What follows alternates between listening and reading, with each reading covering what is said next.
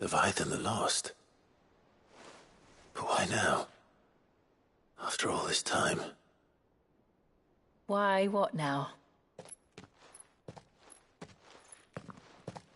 No. I'm not sure you'd believe me if I told you. After all we've been through. I doubt there's anything that could surprise me at this point.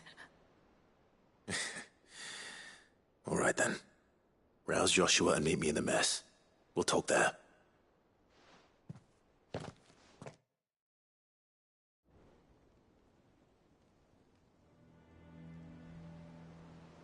I see we're all here. So, what is it this time? I'm not sure yet. The letter delivered to my chambers omitted a few crucial details. Do we know its provenance? That was one of the details it omitted. But whoever the sender was, it seems the Dame held them in high enough regard to point them in our direction. The Dame? Well, she's not one to waste our time. It must be important. Important might be an understatement. If the letter is to be believed, Leviathan's dominant is in danger. And someone wants us to save him. Leviathan? So the Warden of Water has finally returned. What has it been? 100 years? More. The Lost moniker dates back at least that long. Even our venerable lawsman would not have been so much as a glint in his father's eye when last the mighty serpent brought his crushing waves to bear upon the realm. But why the gap? I know it can be a few years before a new dominant's born. But over a century?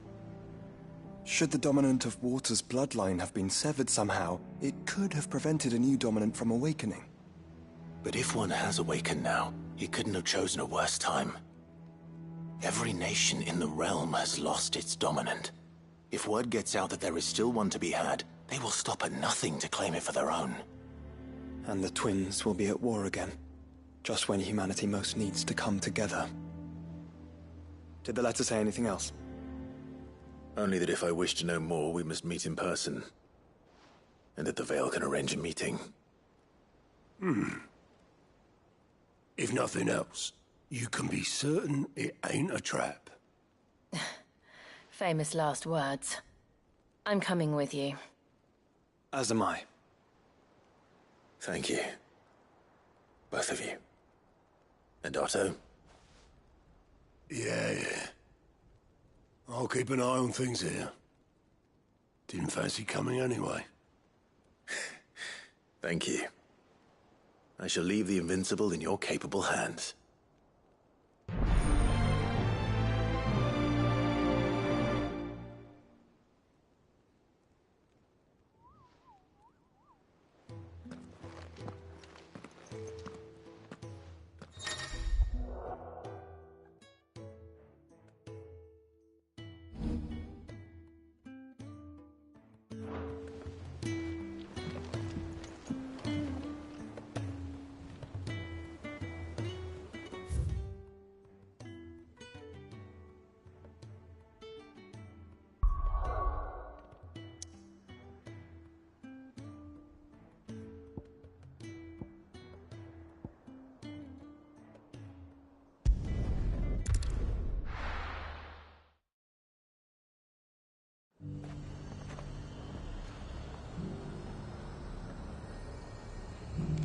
The garrison said they'd take another 100 in the witch box.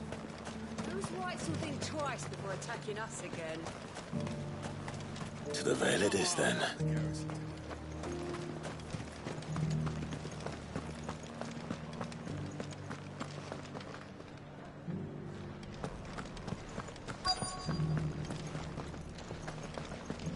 Looks like you've got a thirst.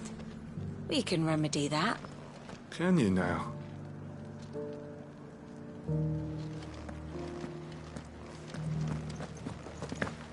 But enough talk. How about one? Fancy a peek behind the veil, my lord?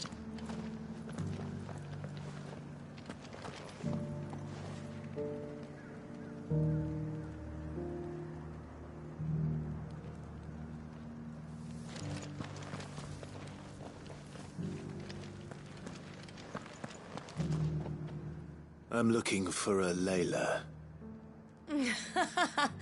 You found one. So, will your friends be joining in? Or just watching? We're not here for your services.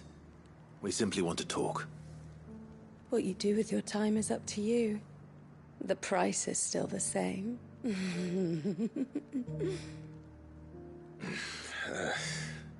We're here about the letter.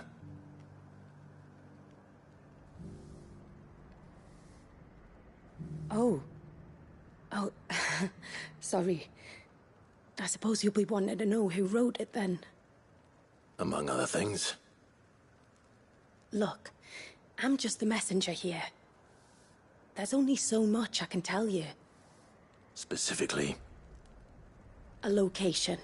North of town, on the shore of Isle of Feist Bay. There you'll find a tent, and the woman who can answer your questions. And that's all? Nothing else? Actually, one thing. There's more than flowers in the meadows these days. So keep that sword of yours to hand.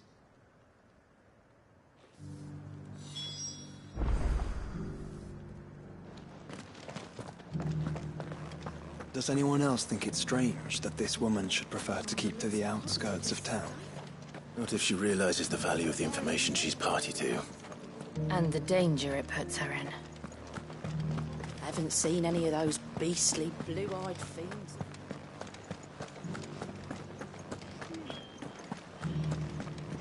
Do be careful.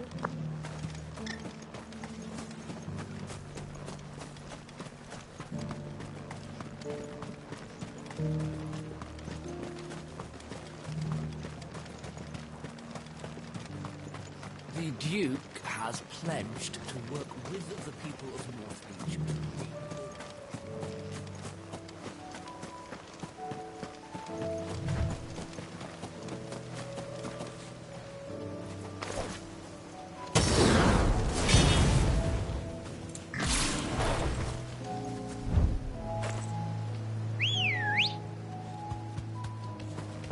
Good girl. The tent is where Layla said it would be. Yes, but who awaits us inside?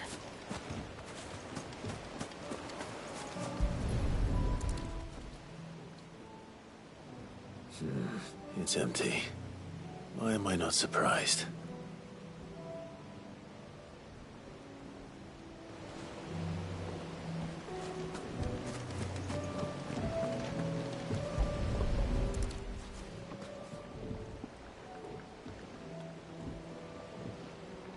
A boat.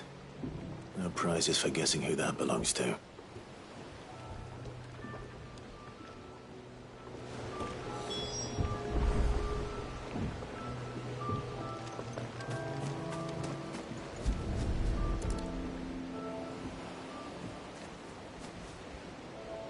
The embers are still warm.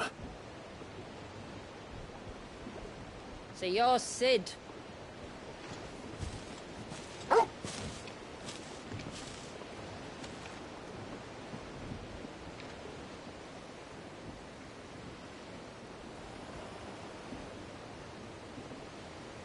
I suppose I must be. Which means you have me at a disadvantage. Apologies. I am Shula, tributary of Mysidia, final haven of the Moats of Water.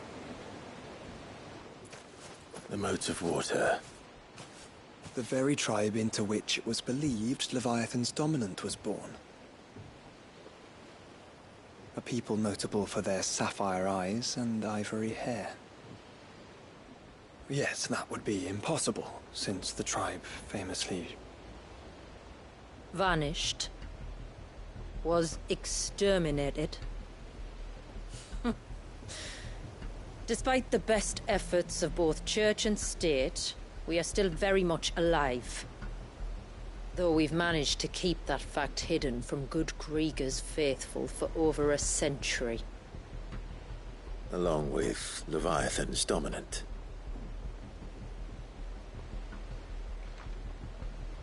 That wave out there. What do you know of it? The Surge. Only that it's been there a long time. Since the fall of Drake's Eye almost a century ago. Some claim the two are connected, but none can speak with any certainty. So in other words, you know nothing. Not that I'll hold it against you.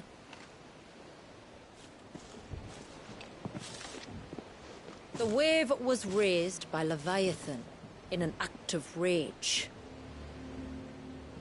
Moments before the waters were stayed, and the Icon and its dominant bound within. And you want us to? Rescue him. Yes. You see, a little bird told me about a certain outlaw with a singular knack for putting unruly dominants in their place. And ours is about as unruly as they get. For years, we've searched for someone who could hold their own against an Icon. Someone just like you. So what do you say? Will you help us? What exactly did your dominant do to warrant this punishment? What did he do? He committed the greatest crime one of his kind can. He was born.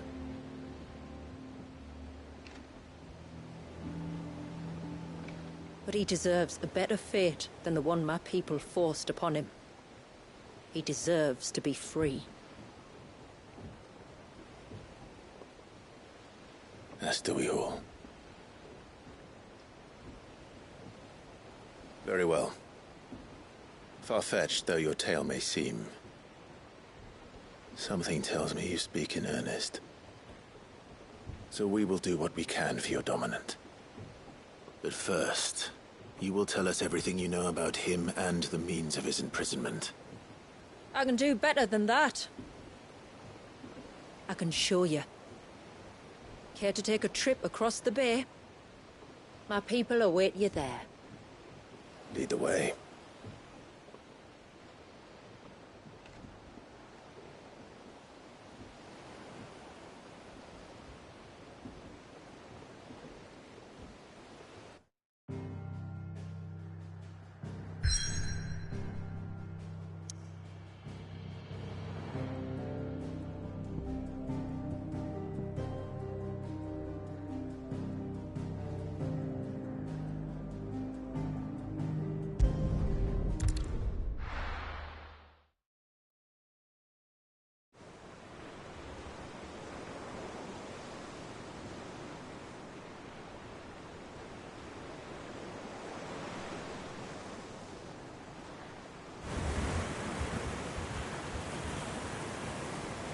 All right, you might want to hold on to something. We're coming up on the wall, and passing through can take a bit of getting used to. I don't see any wall. Of course you don't. That's the point. It's a glamour woven by our ancestors to keep our village hidden from prying eyes. But don't take my word for it. Watch.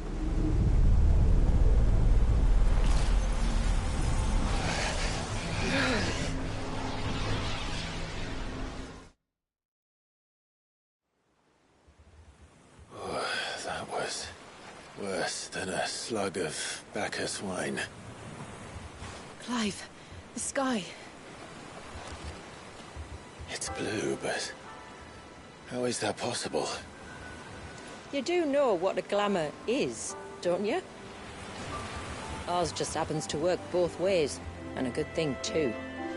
I wouldn't fancy staring at those sickly clouds every day.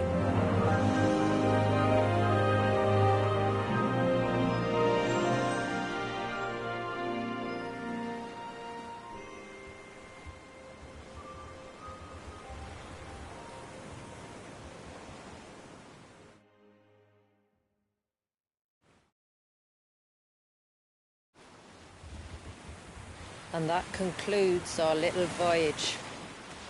We're here.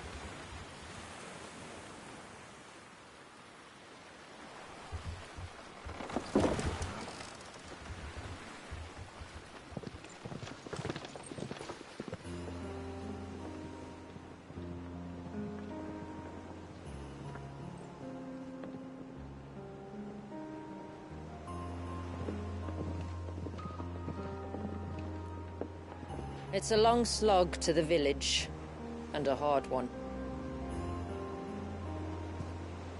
I hope you're up for a climb.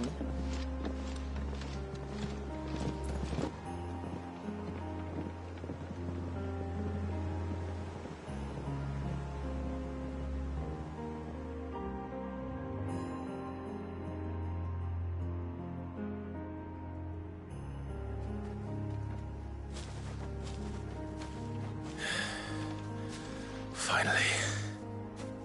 What? You didn't think we'd arrived, did you? The village isn't up here. It's on the other side of the mountain. Of course it is.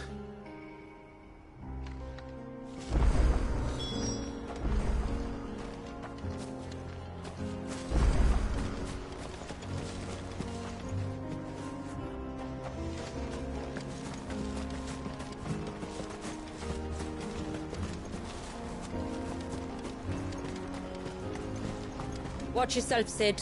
This path can be treacherous. If not for the sheer drop, then for the beasts who prowl it. Thank you for the warning. And please, call me Clive. Sid is an alias. You will be pleased to learn, Lady Shula, that I have no such aliases. Is that so, Lord Margrace?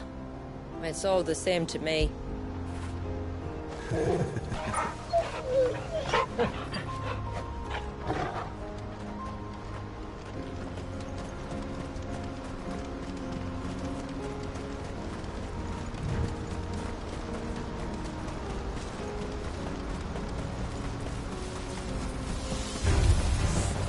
was wondering when they'd pick up our scent. Stand back. We'll handle this. Oh, will you now? Shall I keep my axe and spells to myself then?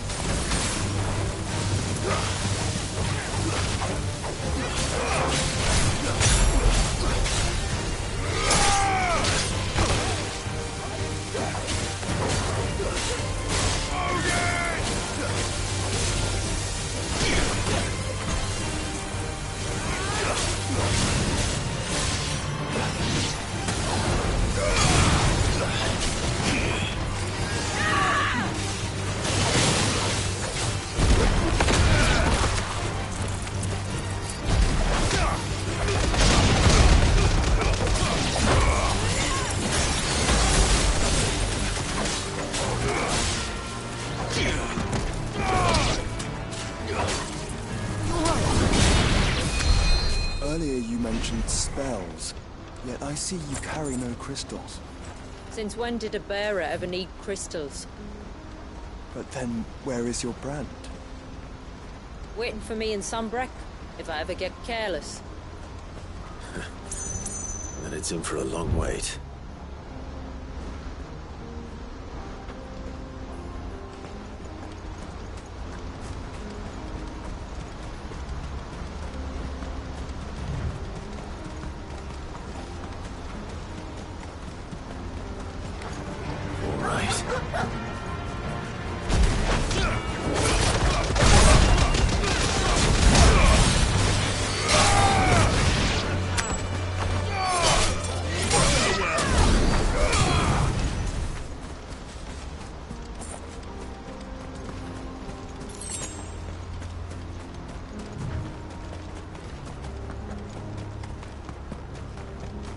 We're almost at the summit. From there, you'll have a better view of our home.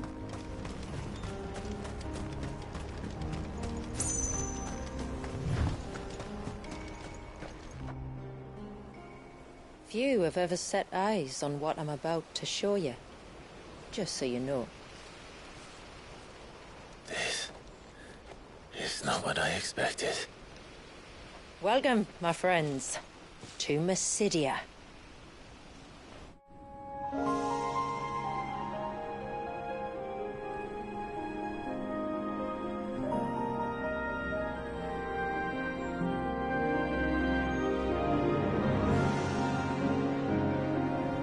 been a long time since I saw the North looking so... alive. I'm sure you have plenty of questions, but it's been a long journey, and I expect we could all do with a rest. Our humble village is only a short way from here, if you'd care to accompany me. Let's get ourselves in front of a fire, and I'll tell you everything you need to know.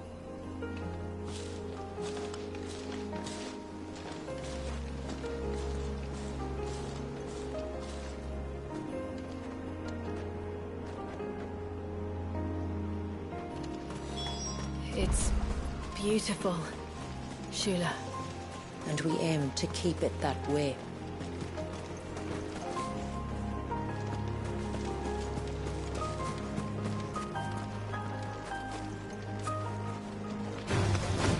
If we must.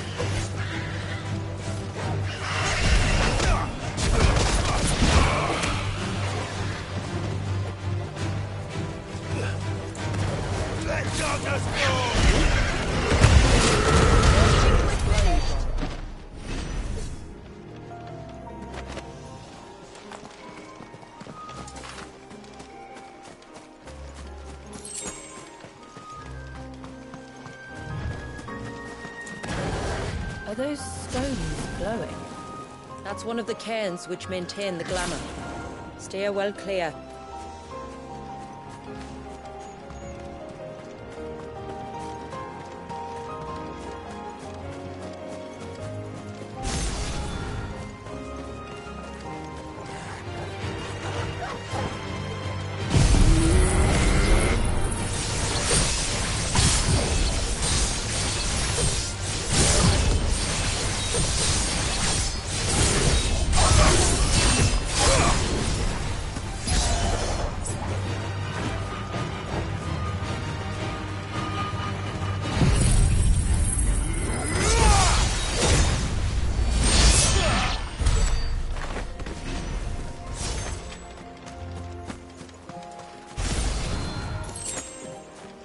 If the surge was an act of rage, One wonders what prompted it.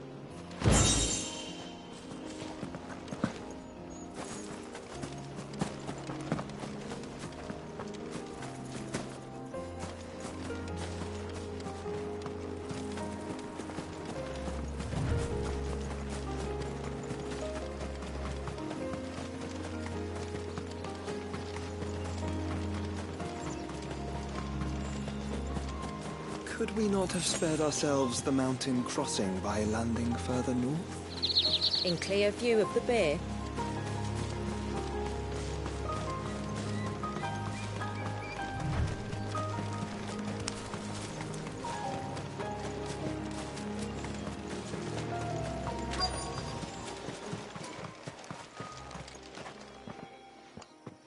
On evening tides. Does morning's light return? Open the gates! The tributary is home!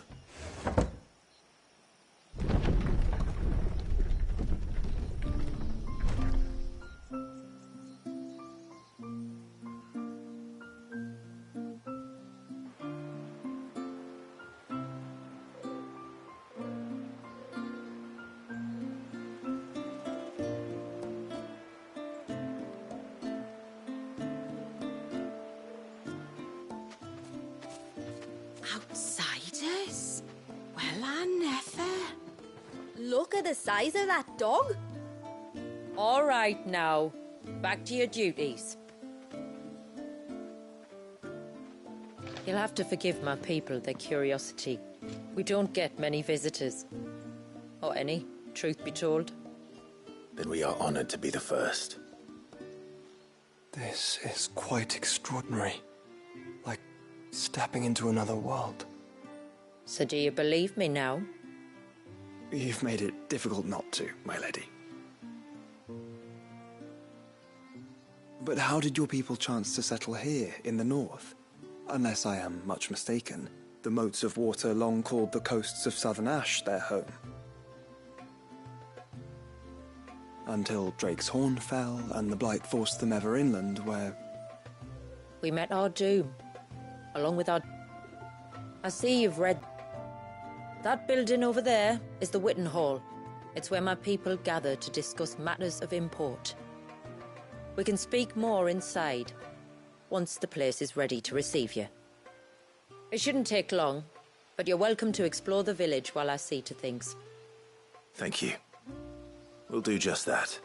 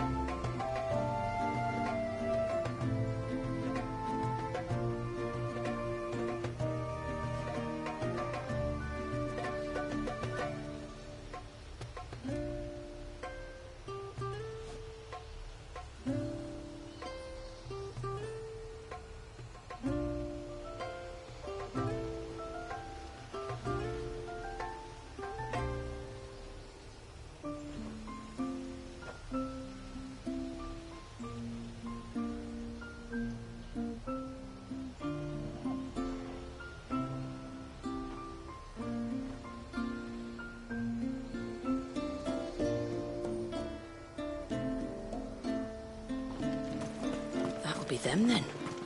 Don't look like much if you ask me.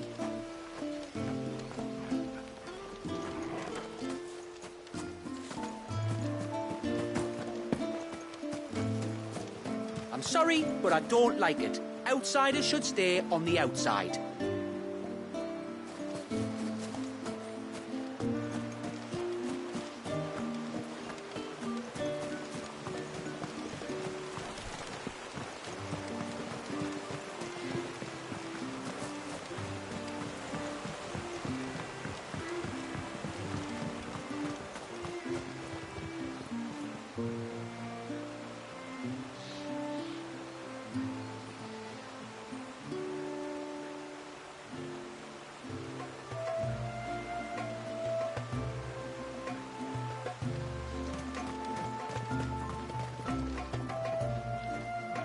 Welcome to Haven.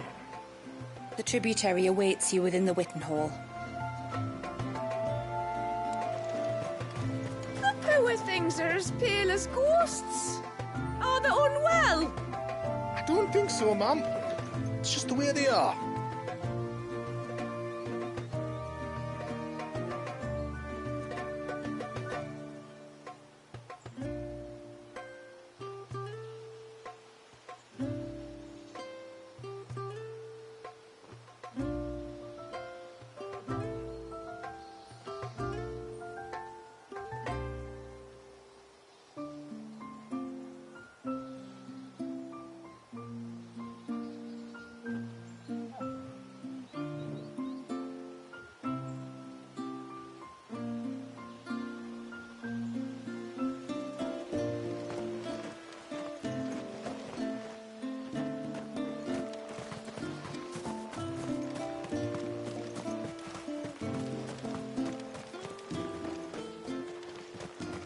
Seems like one of the cairns was disturbed by an ibex.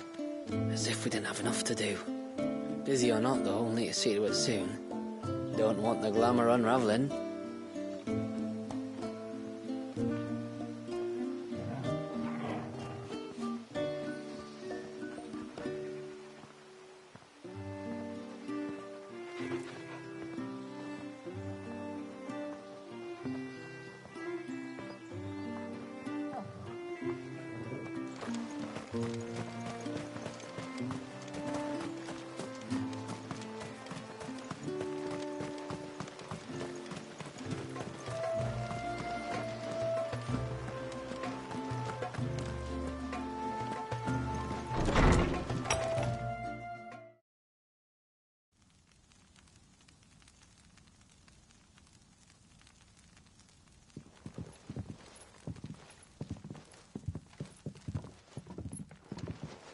So what do you think of our little haven in the woods?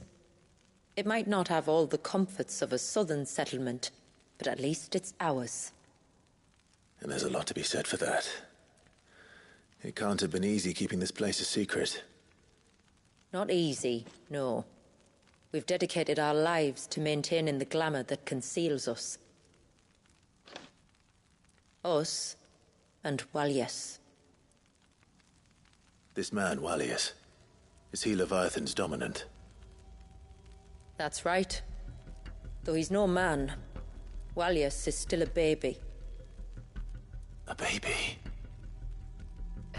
Forgive me, but you said that the Dominant and his icon were bound inside the Surge almost a century ago. That would surely make him older still. It would, if he'd been allowed to age. But the spell robbed the poor bairn of even that. I'm sorry? Wallius was the son of my great-grandfather. Leviathan awoke within him almost immediately. But instead of allowing the lad to live out his life as a valued member of the community, my ancestors sought to put his power to other uses.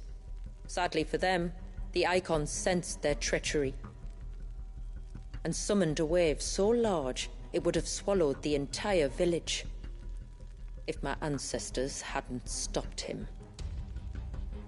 Then it is not the surge that binds the child, but time itself. Yes. Forgive me. I'm still not sure I understand. I'm not surprised. It isn't the easiest thing to explain. Which is why it might be better if I took you to see him. Show you exactly what he has to endure.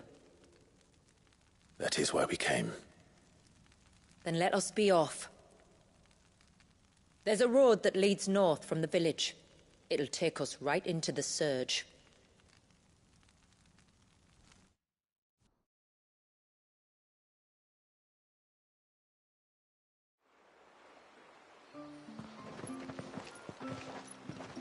Are you bound for the Wave, tributary? We are, Delina. Have you spread the word about our guests? I have. Everyone knows to treat them as family.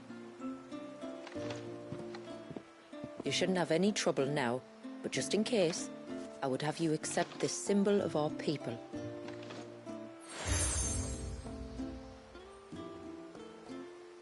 That's very kind. I look forward to meeting the family. The feeling's mutual. Should the tributary be indisposed, feel free to ask me any questions you might have regarding the village, and I'll do my best to answer. Thank you. We will. Then I bid you good tide.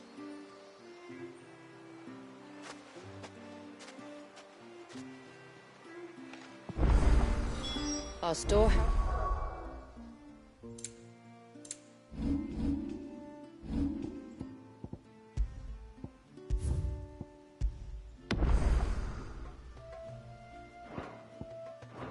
Lies across the bridge. If you're short of supplies, you may find what you need there. But we will have to ask you. You are Sid, aren't you? The man the tributary told us about? I wonder if you could help me. With what exactly? Oh, nothing too troublesome. Do you know my husband, Pavat? He's the village smith, among other things. Anyway, his name day's not far off, and I wanted to make a gift for him. He's a craftsman, you see, and he's been fretting about running low on the flowers he uses for dye making, so I wondered if you might collect some for me and give them to him. Would this gift not be better coming from you? Perhaps, but it can't, for reasons I can't go into.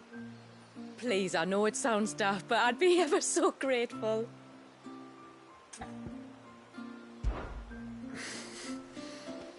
Fine. Which flowers does your husband need? The sweet little blue ones that grow around the fount. Elder's blessings, they're called. We use them to dye our fabrics so we always feel close to water like they are. You don't need to go to the trouble of picking them yourself, though. Just speak to the field hands and ask them to share their harvest with you. 2 basketfuls should be enough for my husband to be getting on with. 2 basketfuls it is.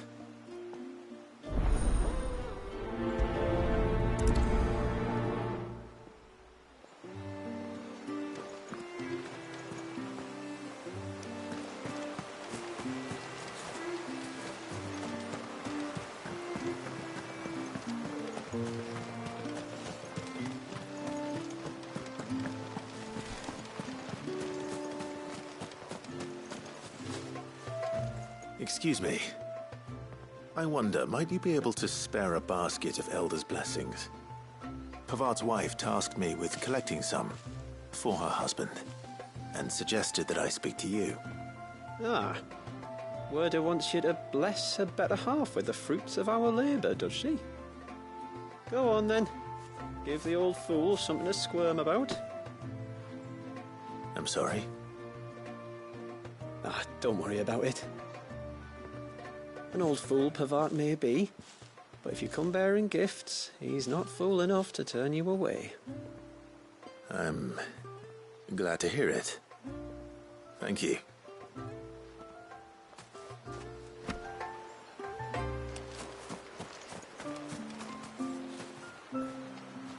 The mirrors. My people believe they frighten off trespassing demons by showing them the evil in their hearts.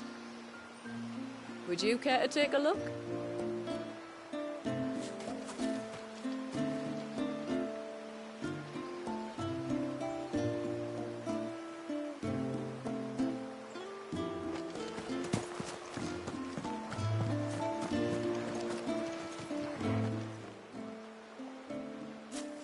Ah, welcome to Haven, friend.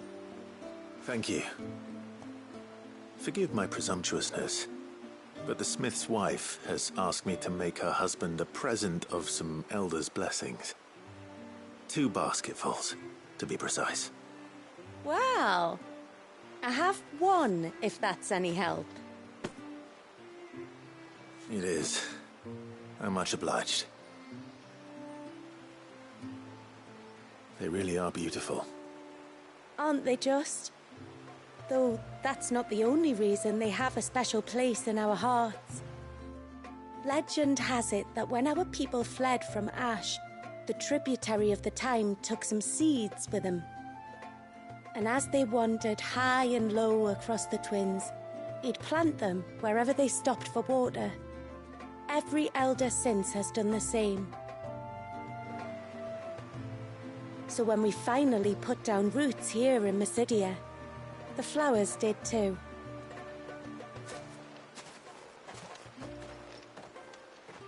Well, that's 2 basketfuls. Time to visit Pavat.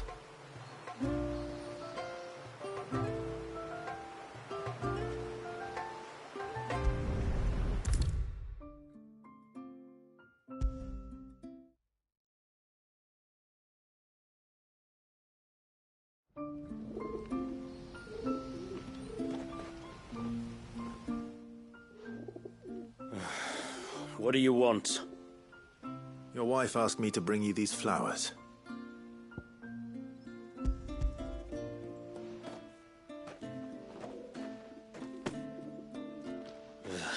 That woman. Come out. I know you're there. Who? Me?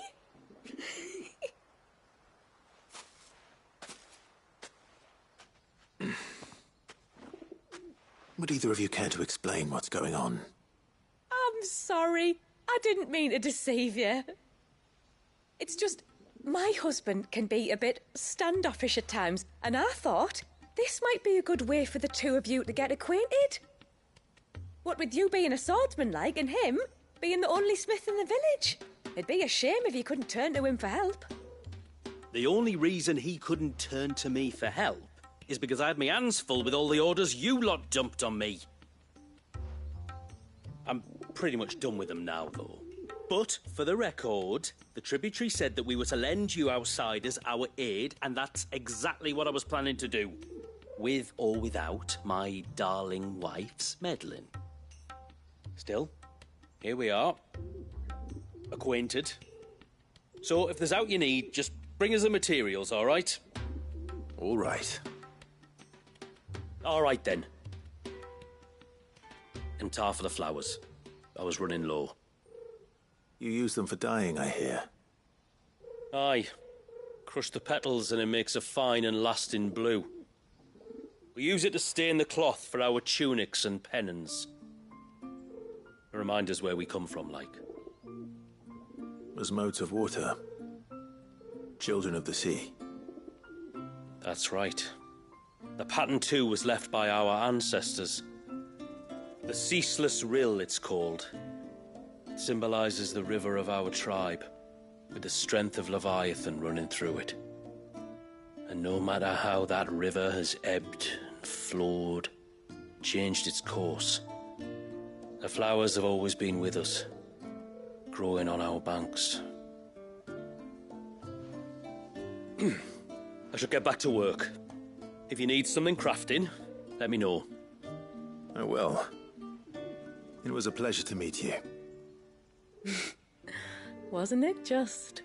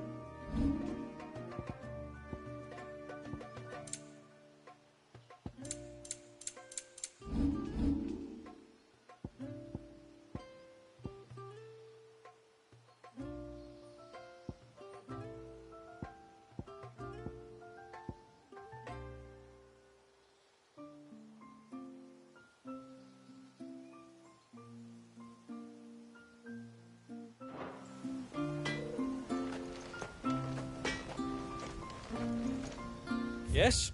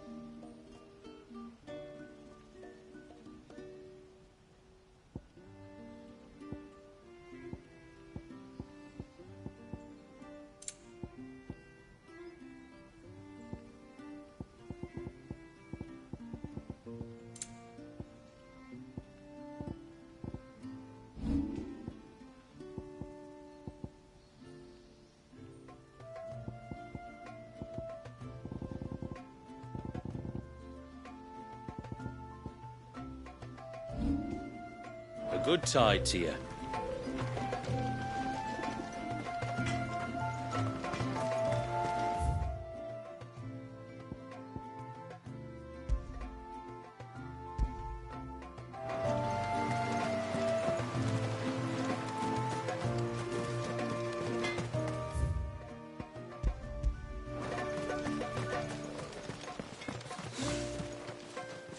Where in the blue heavens has that girl got to? Oh, I'll have her hide when she gets back.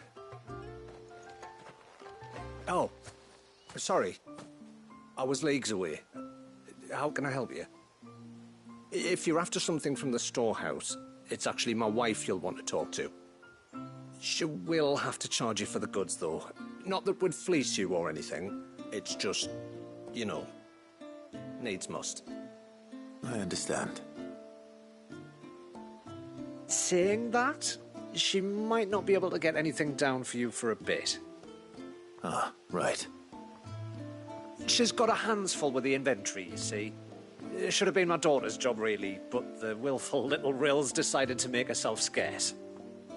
The heavens only know where that girl's got to.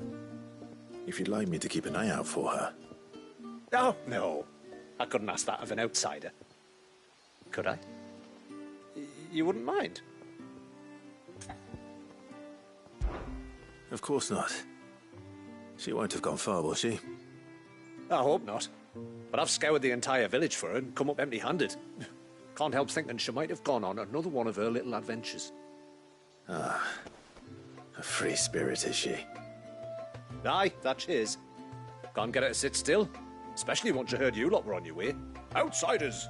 You should have seen her little eyes light up. Oh, if she wanted to watch you arrive, she'd have made for the low gate where you first came in. The guard there might have spotted her. Maybe you could ask him. Ruka, her name is. All right.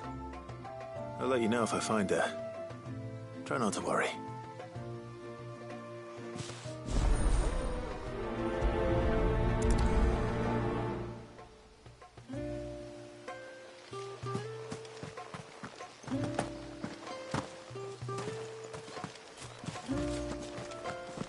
Hear me, mine ancestors.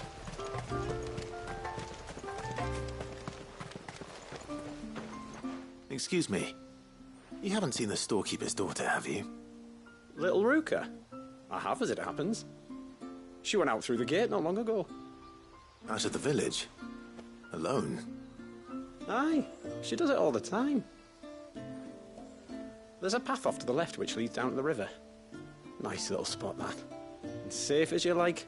The beasts of the mountain don't dare come so close to the village. That's where she'll be. Go and have a look if you don't believe me. I will.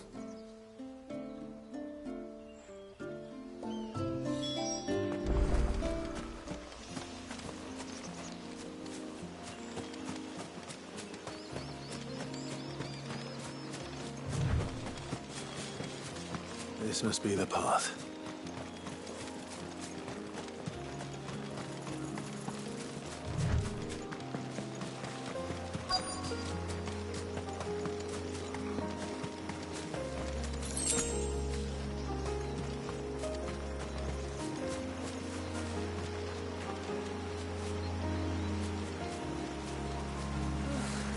here either. It's you! I've been looking everywhere for you. You must be Ruka. You know my name? Can you lot read minds? Your father asked me to keep an eye out for you. You left without telling him where you were going. He was worried. But I went to look for you. Well, now you found me. What do you say we head back to the village and let your father know you're safe? All right. And on the way home, you can tell me all... Everything might be a stretch.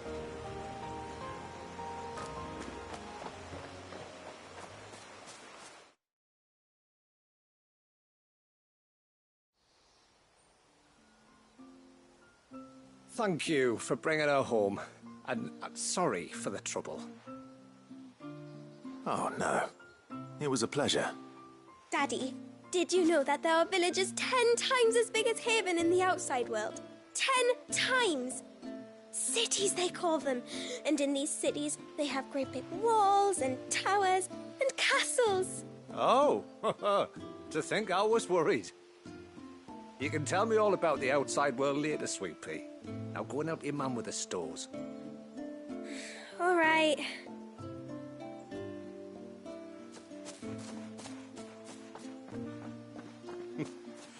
Thanks for putting up with her questions. She, has a lot of them. One of the big ones being, what are the people beyond the wall like? Reckon you've made a good first impression. Are we the only ones she's ever met? That you are. The rest of the world can't know we're here, so we'll have to be very careful who we're letting in and out. A few of us might make the occasional trip to shore for supplies, but for the most part, we'll make do with what we've got, including what the old Northerners left us. Yes. You built on top of the old ruins, didn't you? Well, they make for fine foundations. Their masons clearly knew what they were doing. That's one thing we don't have to worry about. Oh, it's everything else that's the problem. Medicines, metals for tool making, anything like that. We have to dress up as travelling merchants and make a trip to the outside and pray to every cloud in the heavens that nobody sees through us. Which explains why you need Gil. Aye. And now Ruka's back, my wife should be free to assist you with any potential purchases.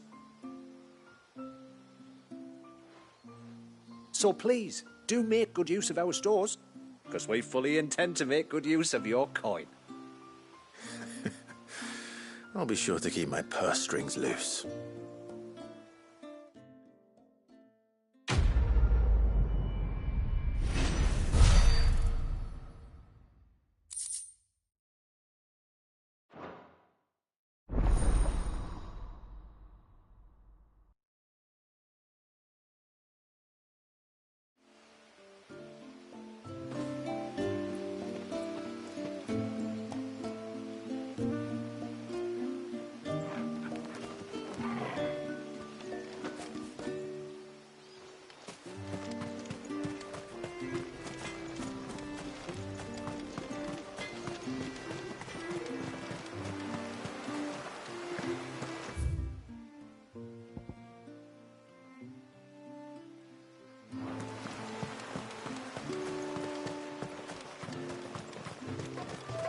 Poor things are as pale as ghosts.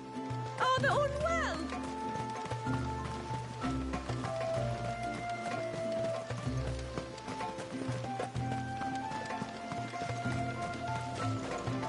You're Lady Shula's friend, aren't you? Lady Shula says that if I want to be tributary one day, I have to learn my letters just like she did. But what good are letters against a Tombury's knife?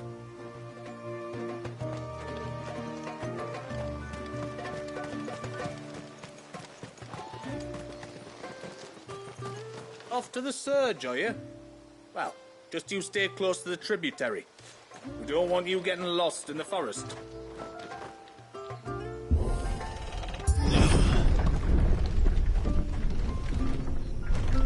There's a pair of ships just up ahead. Ships? But are we not still leagues from the shore?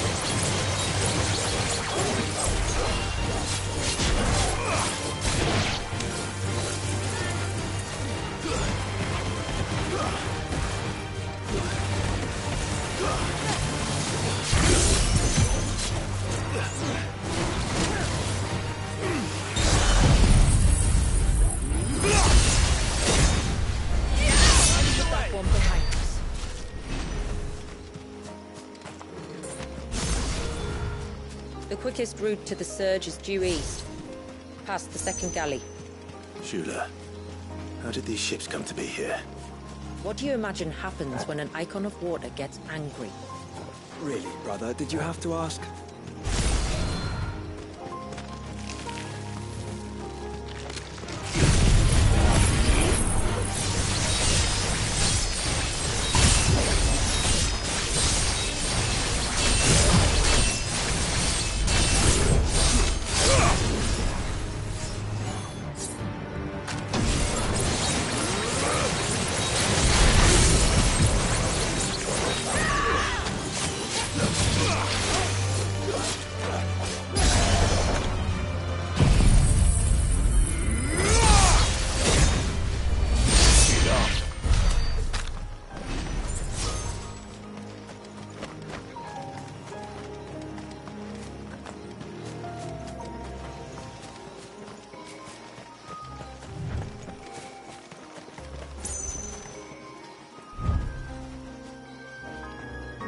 She wouldn't hear me.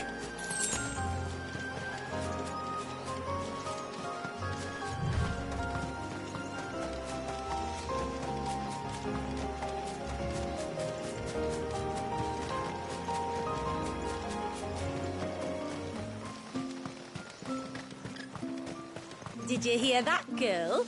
You're going with father today.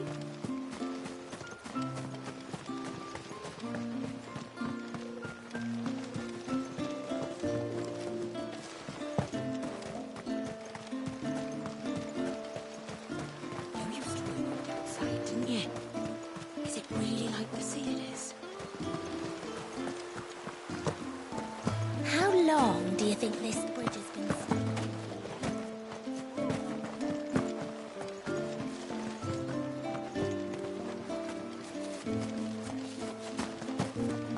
What do you think the tributary sees in those outsiders? Enough to welcome. Thanks for bringing me daughter back. I don't grudge looking for it anyway. Now we've got the inventory done, I can attend to my own tasks. Like, when you've decided what you want, just let me know.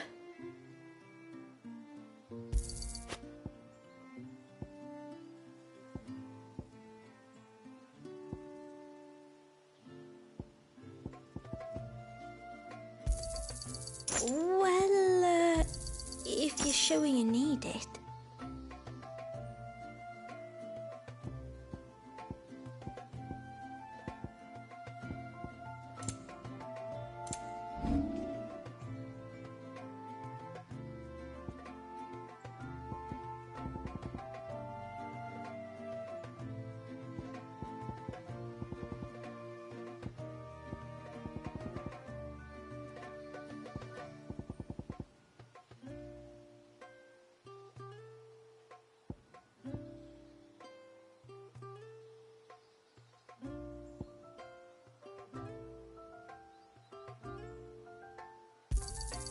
This is all we can pay. Hey, we can use that.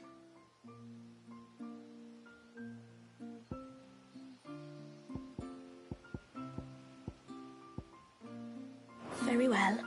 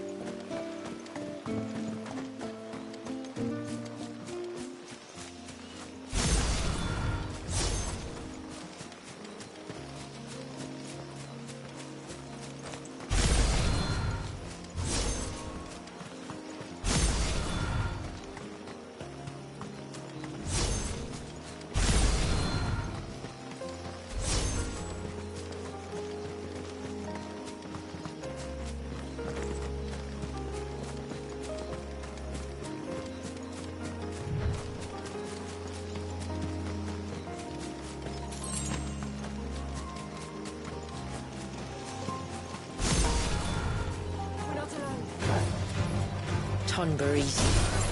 Foul creatures consumed by their hatred for everyone and everything.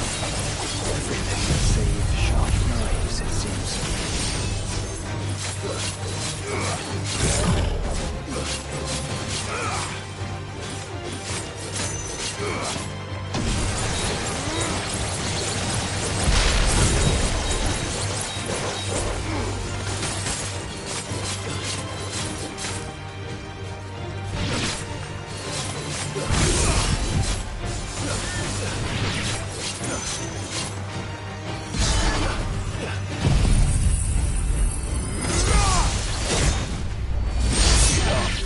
But at least we won.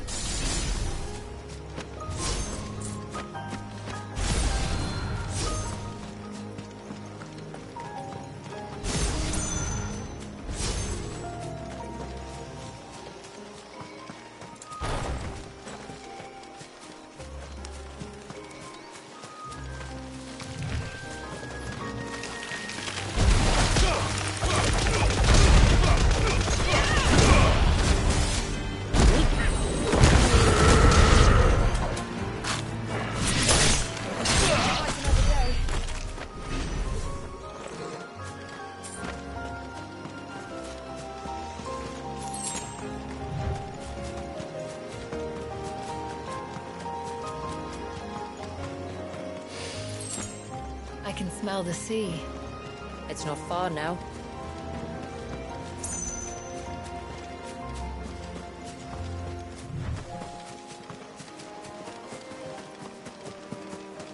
How will we reach the surge? We'll follow the coastline north. There's a bridge that'll take us across to the cape.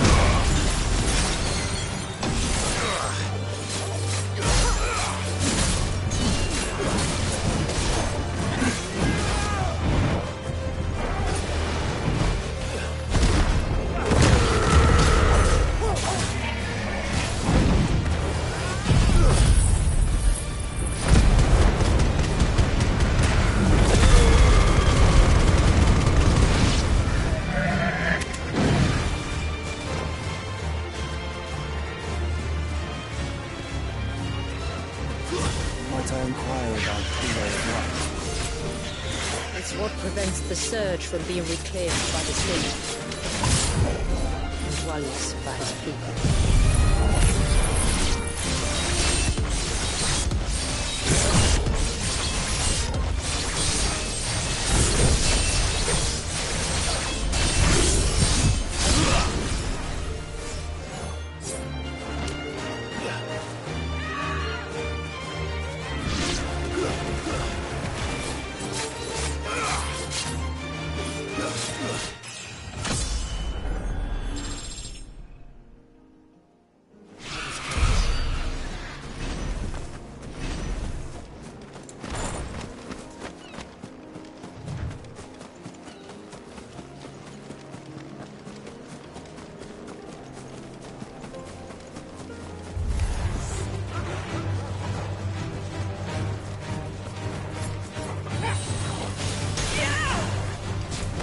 Nice try.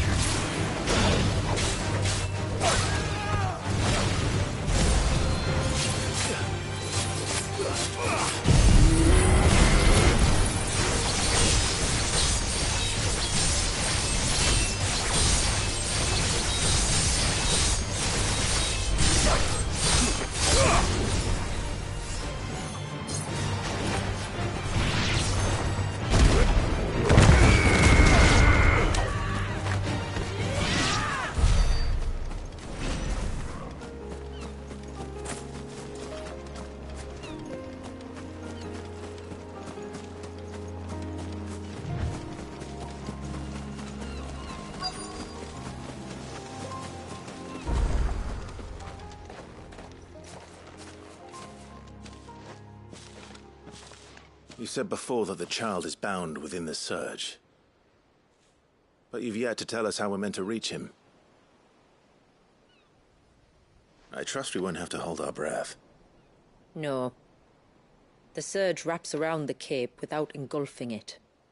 If we continue to its tip, there is a path down to the seabed. And the wave's origin. All right.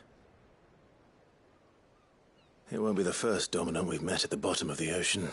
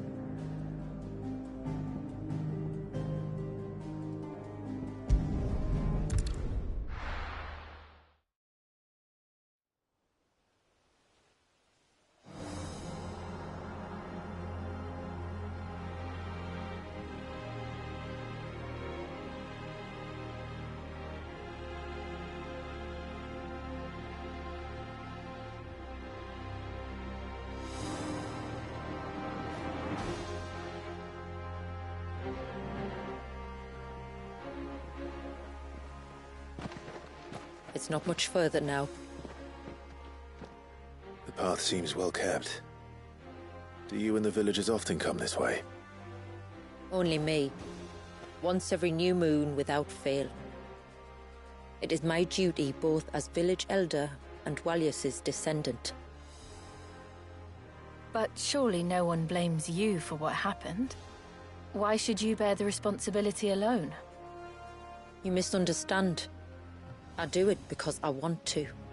To show him that he isn't alone, and that there are still some of us who would see an end to his suffering.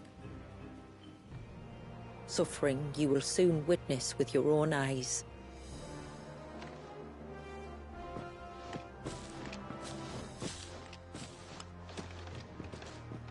The forest grows quickly here. Left unattended, the path would be reclaimed in a matter of moons.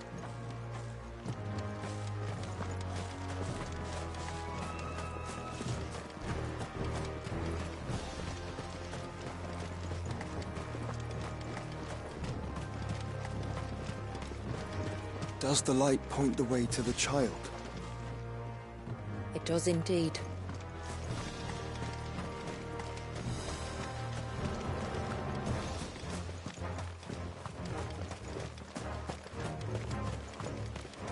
with all the droplets of water suspended in midair. Where they have remained untouched by time for 80 summers. It's not right. No. It's not.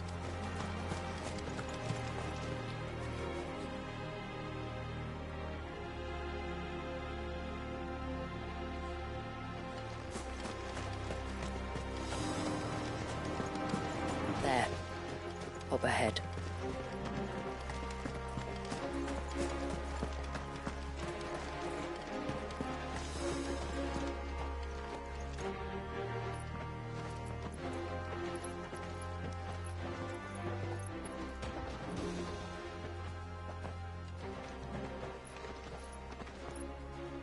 Down in the center. Follow me.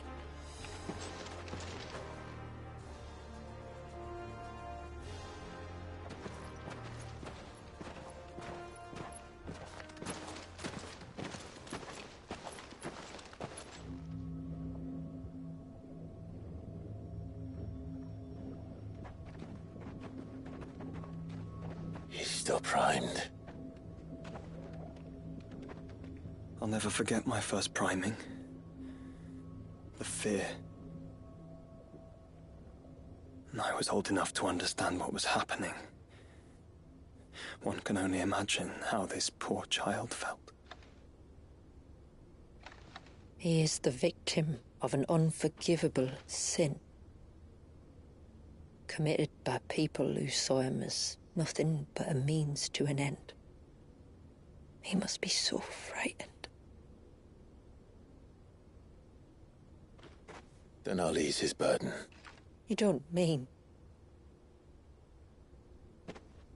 I'm not going to hurt him. Contrary to the tales, I don't go around killing dominants for no reason. What if I told you there was a way to remove Wallis's icon? I tell you, you were a madman. It's hard to believe, I know. But it can be done. Though, it isn't without its risks. Part of the icon remains no matter what. So, it might still come to violence? I don't know. It depends on the dominant. I've seen things end well, and I've seen things spiral out of control. But I do know one thing. If we turn our backs on this child, there will be no end to his suffering.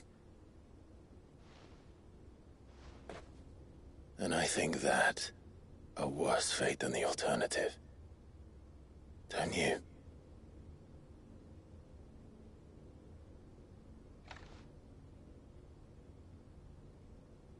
Very well.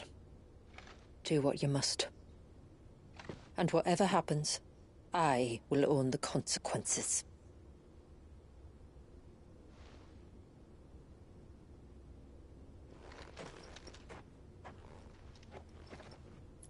Don't be afraid, little one.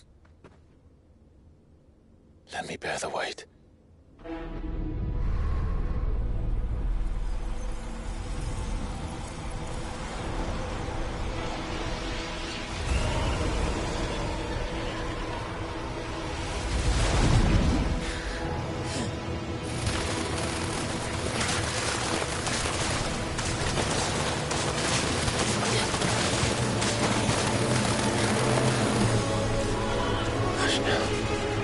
It's going to be all right.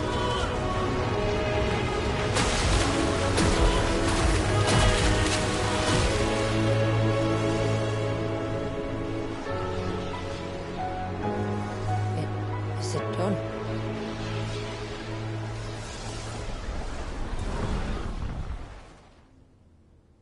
I think so. I can feel the icon inside me. But something's wrong.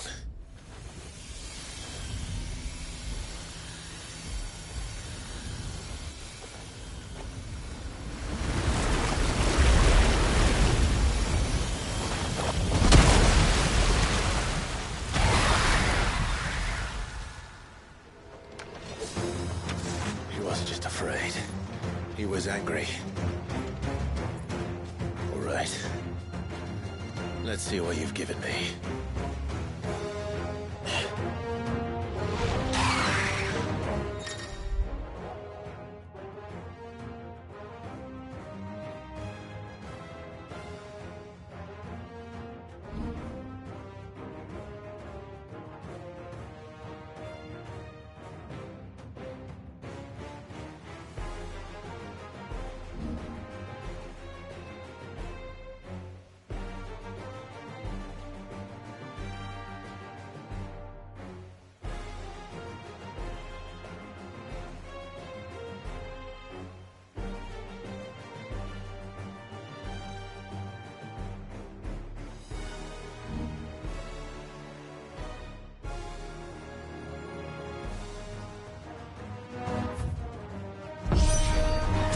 Leviathan? No, just an eggy. But a formidable adversary nonetheless.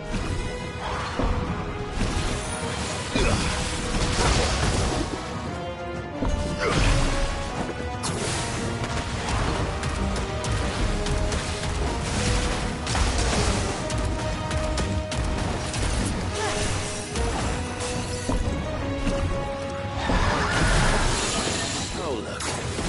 It has friends.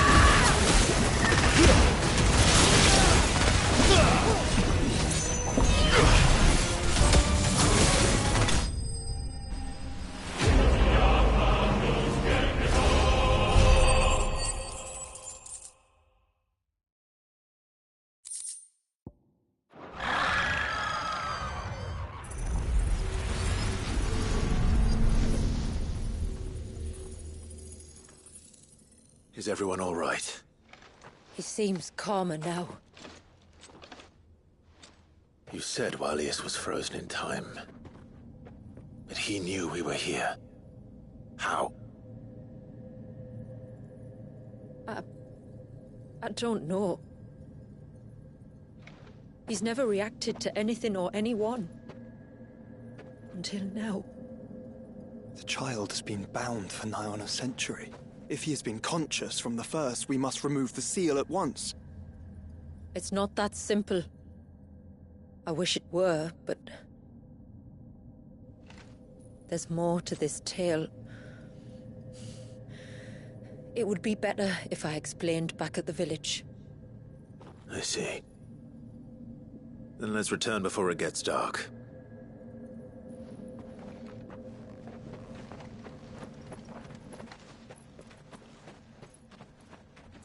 I'm sorry, Walius. I will make this right.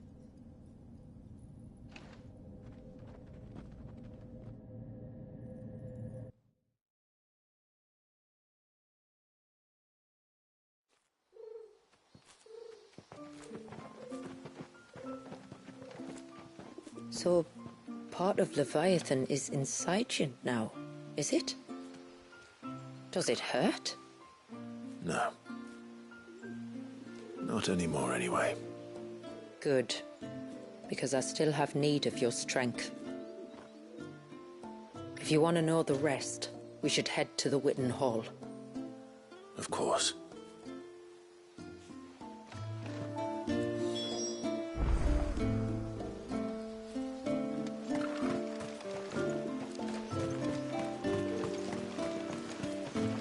Look, Dad! The tree's back.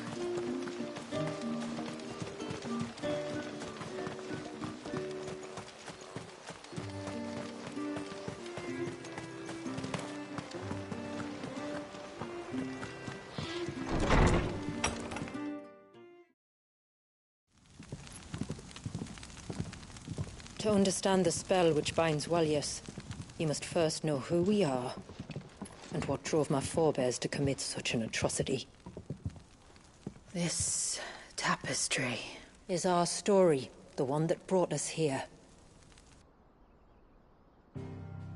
After generations of wandering, my people sought refuge in northeastern Storm, some 170 years ago. But in exchange for our safety, the Gregorian Church demanded we renounce our faith and branded us heretics when we could not. To be exterminated, as a lesson to others. And so was it chronicled in the imperial histories, for anything less would have made the Church seem weak. Yet a handful survived. The few who did fled north and west, and in doing so discovered two things that would forever shape our fates. The first was an old legend, revealing how to make your very own Mother Crystal. I've heard that one before. Yes, yet it gave them new hope, however false. Our ancestors convinced themselves that they could recreate the divine if they could only find a strong enough heart. A living being capable of channeling torrents of ether. And the heavens provided. A dominant Walyas. They'd stumbled across a nostrum in an ancient ruin, which they believed could provoke a sudden outpouring of a creature's ether. They meant to enrage his icon. Leviathan would have destroyed everything, had our people not made their second important discovery. A means to stop time itself. Where did they find that? The Northerners had no such magics, or they would have used them. When our ancestors first arrived, the land was uninhabited, save for an old witch who lived on the highest peak. Her body had been consumed by the curse, a cruel payment for her long years of service to the Northern Thanes. So desperate were they to prevent the fall of Drake's Eye, they'd forced her to devise a spell to stop time. But Drake's Eye did fall. It did. When she finally perfected the necessary magics, it was already too late. As punishment for her failure, the Thanes exiled her to this forsaken place to live out the few days she had left. Knowing her suffering, our ancestors cared for her as best they could, and in return, she gifted them her spell. That even though she should die, her legacy might live on.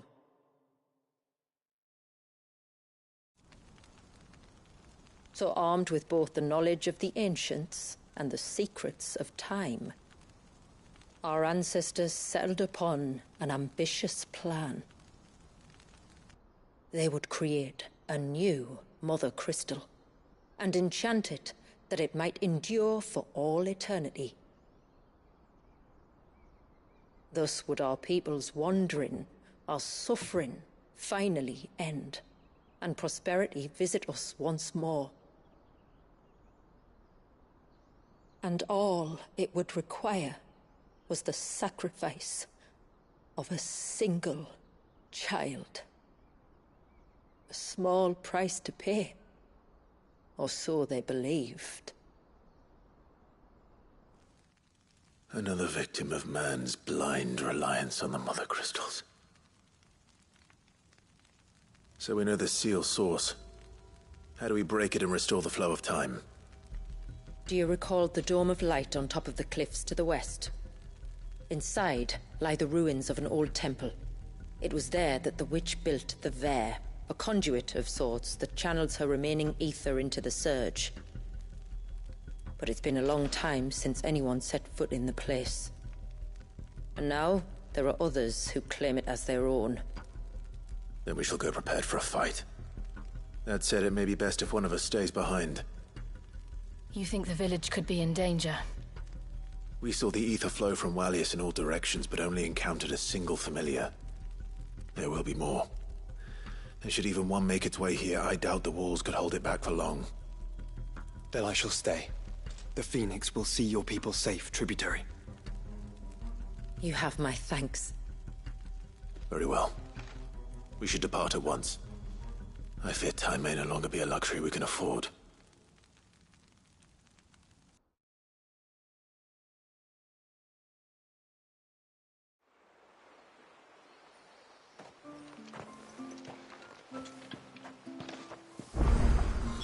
The Vare is not easy to find. We must first head north, and then west, deeper into the forest.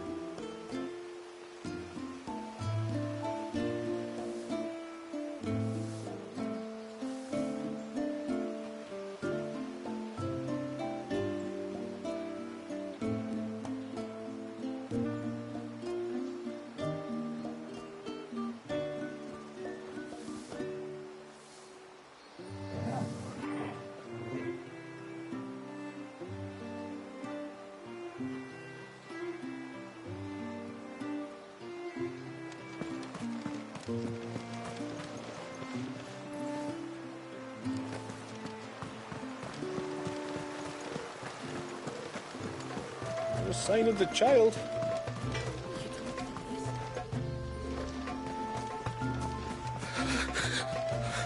I can't go on.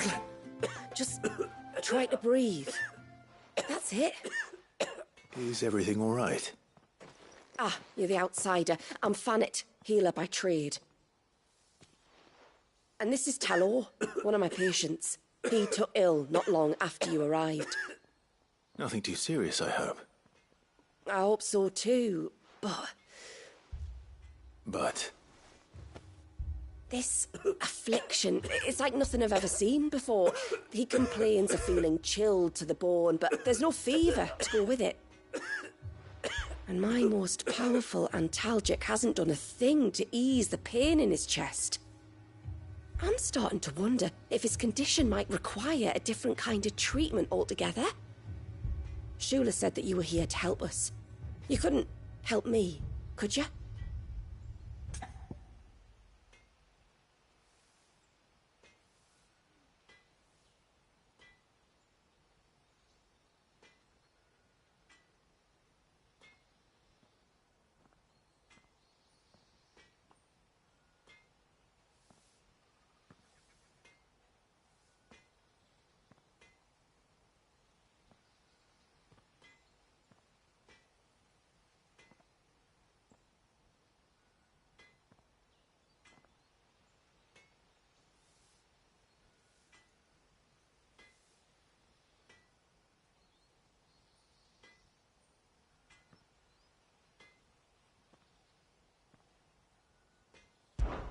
I'd be happy to. If I can. You can, don't worry. All I need you to do is speak to Talor's son, Pavat, over at the forge, and ask if he knows what his father was up to before he came down sick. Something must have caused this, and I want to find out what. The trouble is, Talor's too weak to speak, and I can't leave his side for long. So while you talk to Pavat, I'll pay his wife word a quick visit, just in case she knows anything. All right.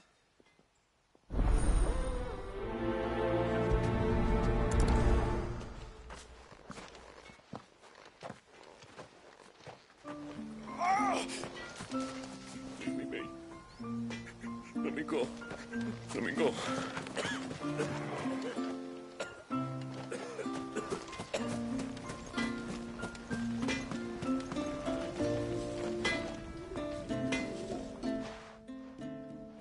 Oh, do you need something? I do, though not from the Forge. Fanet asked me to speak with you. She's looking into the cause of your father's illness and wondered if you could shed any light on the matter. I see. Sorry. She shouldn't have dragged you into this. It's no trouble, really. Tell me, did your father do anything out of the ordinary before he fell ill? Not that I know of. But then I hardly see him. He's always out and about, like. Well, at least he was. Suppose he might have been a bit more fidgety than usual, but apart from that... When you say out and about, where does he usually go? Just round the village. Wanders over to Blazier's place most days. He's a fisher who lives on the other side of the fount. They're old friends. Maybe he knows something I don't. Maybe. I'll go and speak with him.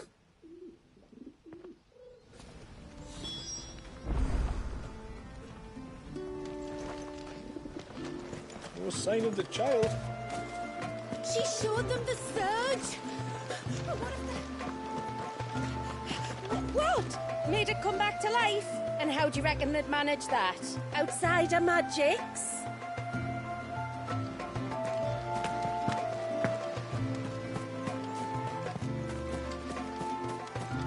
Oh, ceaseless rill, guide my bones.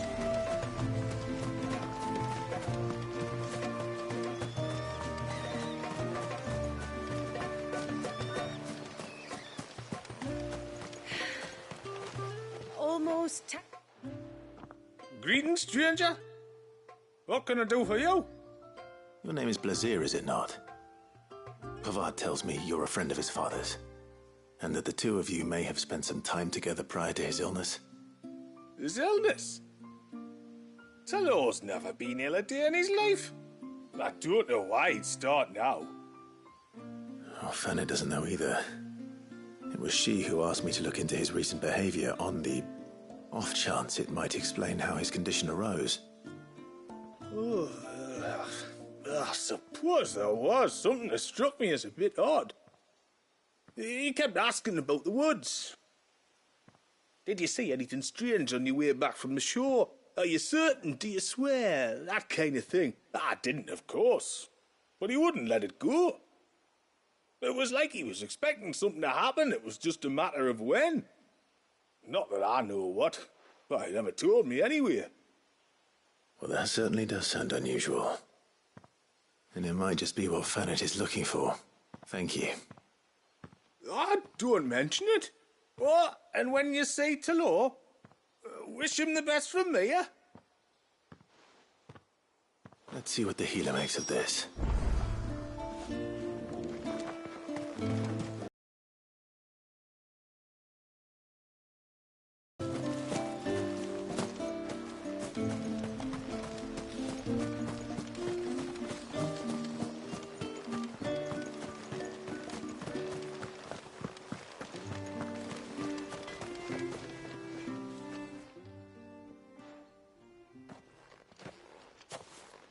I spoke with Werder, but she couldn't tell me anything. Did you have any better luck? Nothing conclusive. But there was one thing. Blazier, the fisherman, told me that Talor had taken a sudden interest in the forest of late. He kept asking him if he'd seen anything unusual there on his way back from the coast, but never let on what exactly he was expecting him to have seen. The forest between here and the coast. Surely not. But then... I can't say for sure. But I think Talor's illness might have some connection to the Tomberries. You may have encountered them during your time here. The small, scaly beastmen.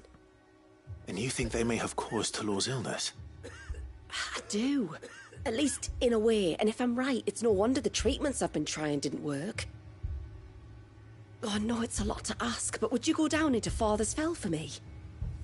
There's an altar there, and if my fears are true, an offering upon it. What is going on here? Please. I'll explain everything when you return, but time flows fast. I beg you, make haste for Father's Fell and take the offering from the altar. Talor's life may depend on it. Very well.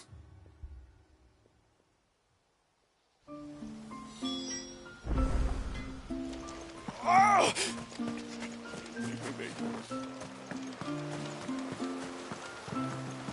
Bastard things.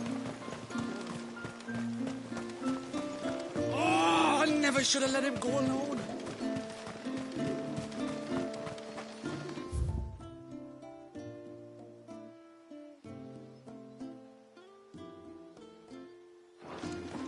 Hail, stranger.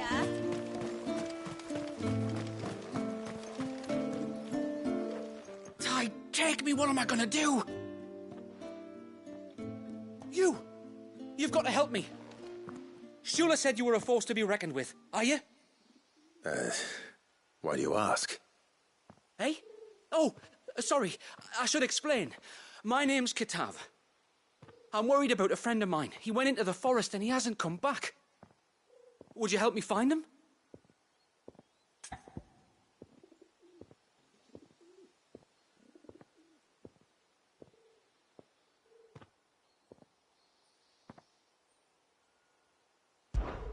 I can try. Tell me what I need to know.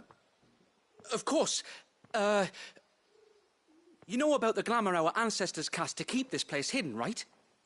Shula told us about it, yes. Right. So you know the cairns we use to maintain the spell? Well, it's me and my friend's job to maintain them. If it weren't for the likes of us, it would have faded years ago. So your friend went into the forest to visit one of these cairns? Aye, that's right. He said he was going down to Father's Fell. There are 2 cairns out that way, one by the banks of the Swift Run, and another near the Winged Wains, the, ships in the forest. All right. How will I know this friend of yours? His name's Nassef. He's about my height, but clean-shaven. If you could track him down and see that he's come to no harm, I'd be much obliged. I'll search the village, just in case anyone's seen him, and meet you back here. Very well.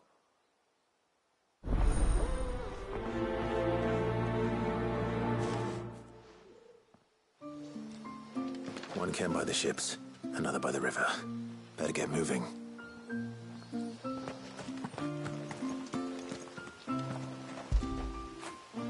After it.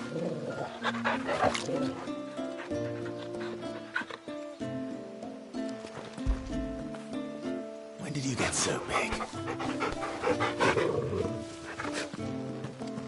And what are you 2 drawing?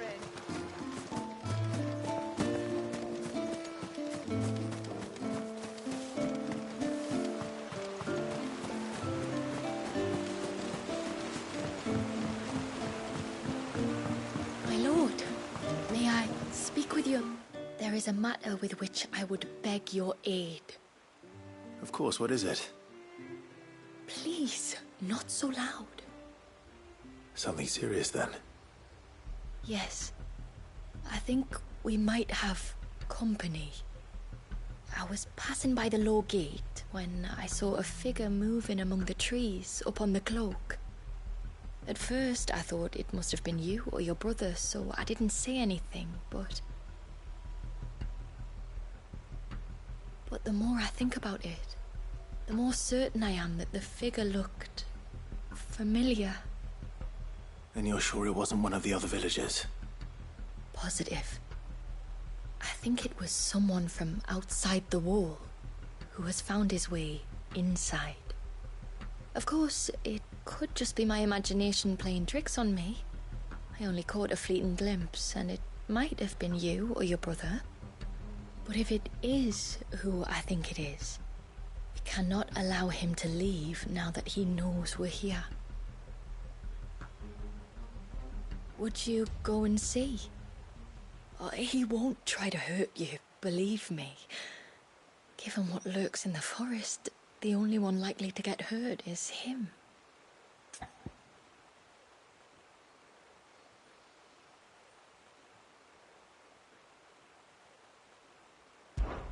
Very well. Whether the man you saw is who you believe him to be or not, we need to know. It may yet be someone else entirely. Someone who means your people, or my people, harm. Perhaps. Just promise me that if you do find someone up there... Don't worry. I won't draw my sword unless I need to. Thank you. Ymilla, this man you saw, might he be the customer you told me of? I fear so. The customer? I'll explain later. Come on.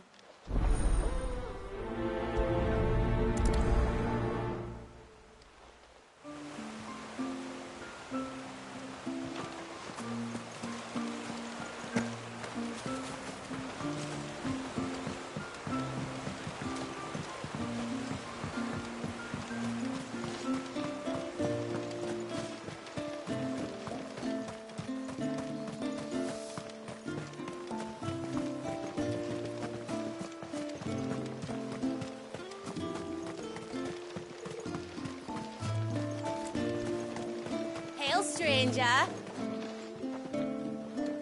you a rider by any chance? I am. What gave me away? Oh, I can smell it on you. The scent of the stables. And not just any stables. Something tells me you've never been one to ride half-starved birds with Chingall and Wetbeak. If I had a guess, I'd say your bird eats only the finest greens and has her feathers groomed twice a day with a curl hairbrush. Nothing but the best for my Ambrosia. Ambrosia, eh? Pretty name. What's she like? Well, she's tall and strong. And her feathers are as white as snow. You're joking. You've got a white chocobo. I have, yes. I suppose they are rather rare. This I've got to see. Can you bring her here?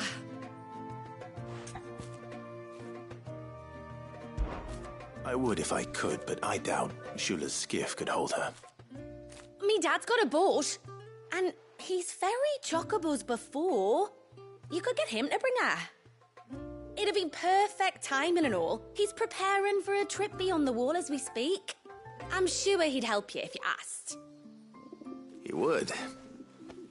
Well, I don't suppose it would hurt to have Ambrosia around. All right then. Where could I find your father? He'll be in the storehouse on the other side of the brook. Tell him Manda sent you.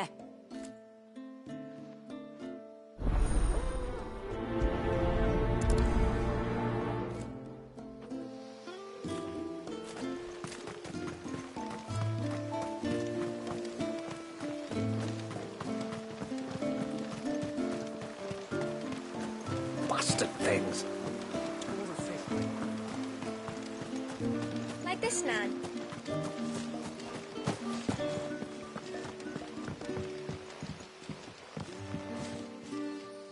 You one of the outsiders, then?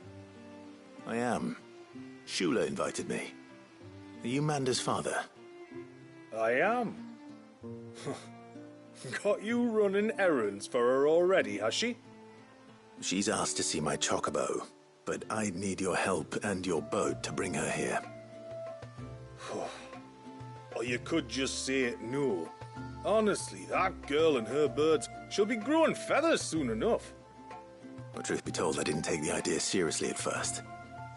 But thinking about it, it would make it easier to get around if I had Ambrosia here. Can you help? Well, if you're sure that's what you want. The tributary says we're to treat you lot as we would each other. So, if you need me to ferry your bird over, then that's what I'll do. Still, they don't take the water easily. I'll need you to bring us a mimic gourd or two to keep her calm on the journey over. And where would I find one of those? Oh, don't ask me. It's been years since I last brought a chocobo across the bay, and I'm told the world's changed a fair bit since then. Where do you usually get your stable supplies from? Well, the man who made Ambrosius tack lived in Martha's Rest, and if I remember correctly, he traded in chocobo feed too. So I suppose I'll go and ask him. I'll be sailing over to Northreach soon to pick up some supplies. While I do that, you collect your bird and your gourd, and then meet me by the shore. Just don't take too long, all right?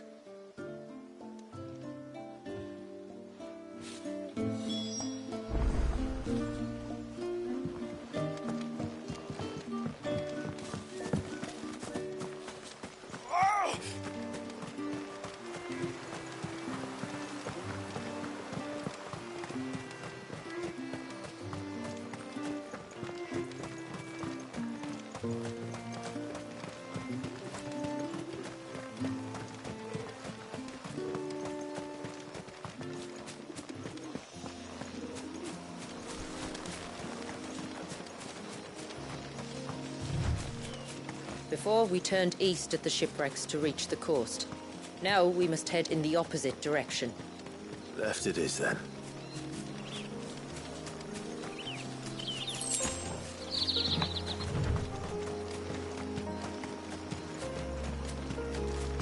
If there's one thing I know about beastmen, is that they love to hide in the dark.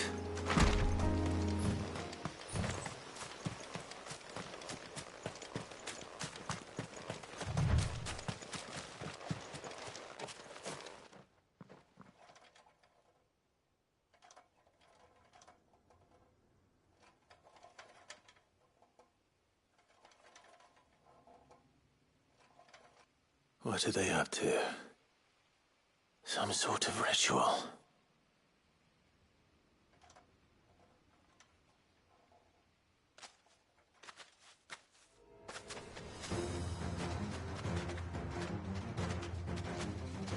Sorry to disturb you.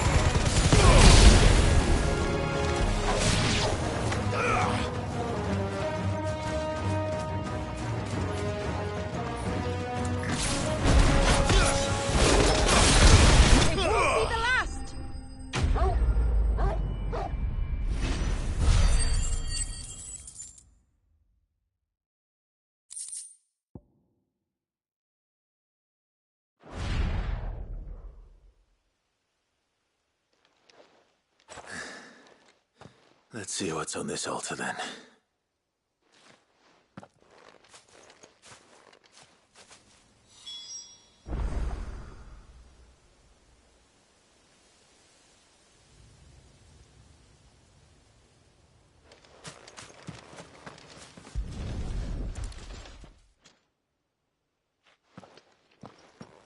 A silver chain.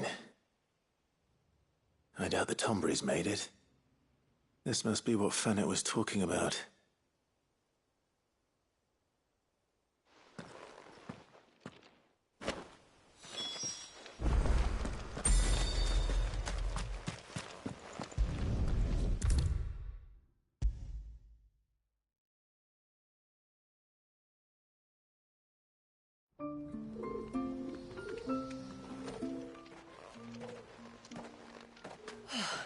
You're back.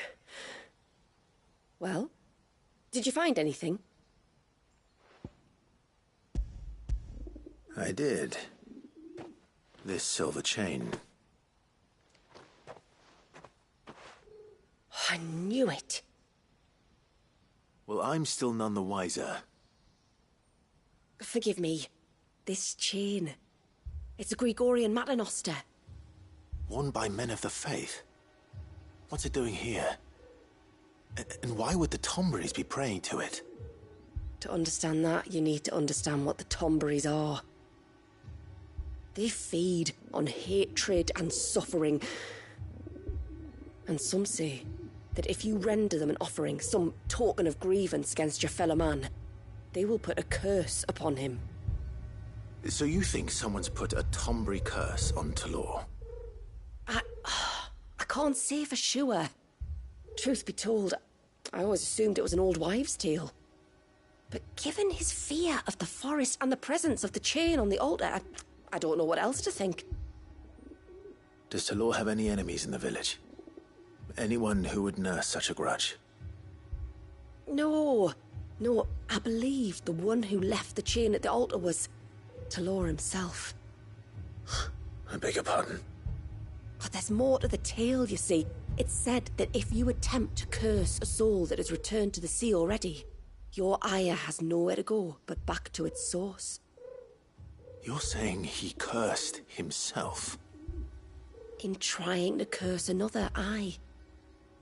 When my father was younger, he was one of the few permitted to venture beyond the wall on trading expeditions. He told us that when he journeyed to Sanbreque, he'd wear that chain to disguise his true beliefs, lest Griega's faithful turn their cudgels on him. Did they ever catch him in his deception? Might that explain the ill will he bears someone? Not that he ever told me. Come now. Let's not waste time speculating about Talor's past. We need to focus on the present, and that means finding a way to break the curse. All right. If there's anything I can do to help, let me know. Thank you. I shall. Aye, and thanks for going to all this trouble.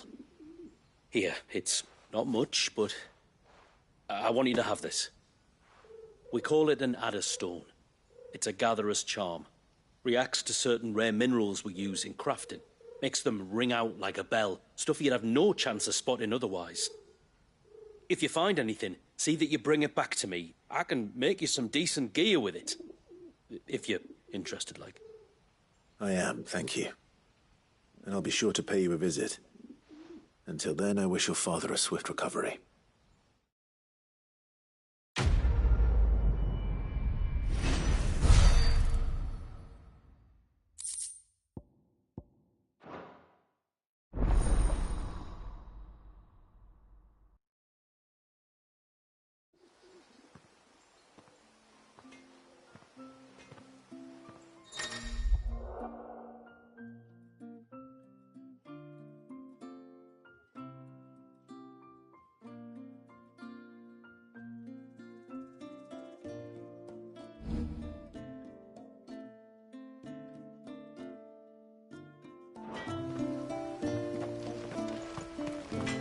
Sign of the child.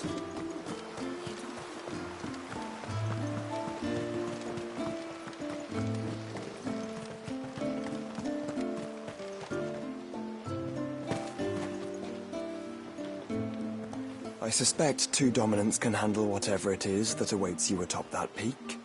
And if not, there's always Lady Shula's battle axe.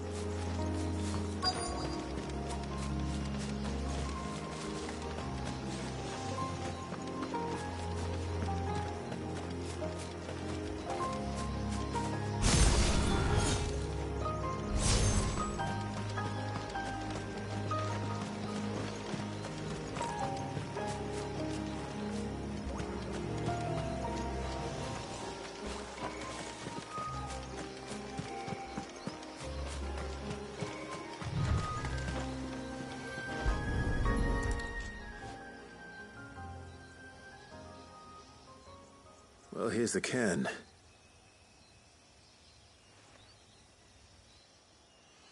But no sign of Nasef. To the riverbank, then.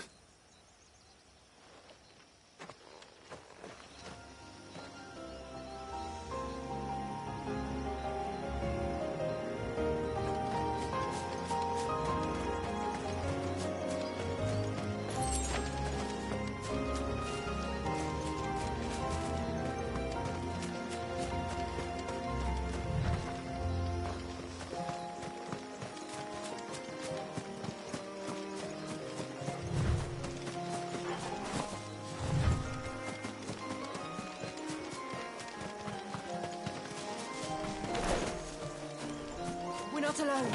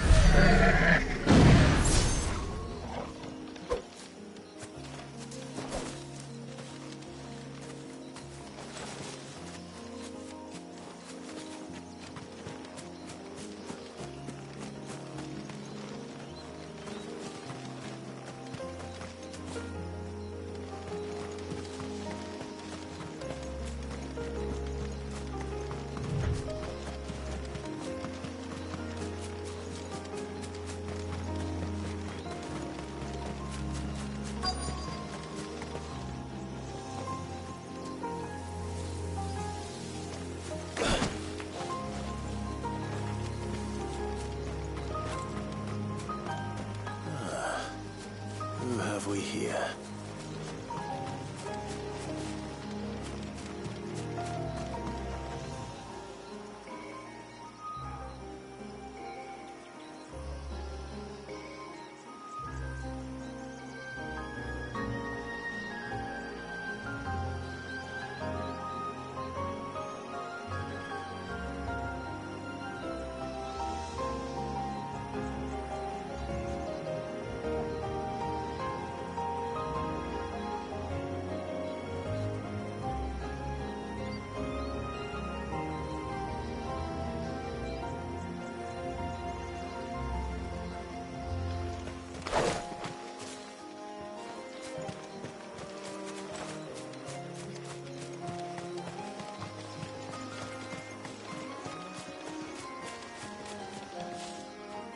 I'm looking for a man named Nassef. Aye, I know him. Takes care of the cans. Wait, you didn't think I was him, did you? Sorry, mate, I'm just out to gym myself a few ibexes. What do you want with the lad, anyway? His friend, Katav, asked me to look for him. Apparently he ventured out to work on one of these cans and didn't return. Well, that is a worry. You're a hunter, yes? You must know the woods as well as anyone. Can you think where he might have gone? There's a bridge further down the path. Blasted thing got washed away a few moons back. Our carpenter only recently had time to rebuild it. But if I remember rightly, there is another cairn on the far side. Maybe he decided to visit that one while he was here. Maybe. It's worth a look, certainly. Thank you. Don't mention it. I'll keep an eye out too. Perhaps he just got delayed or something. Let's hope so.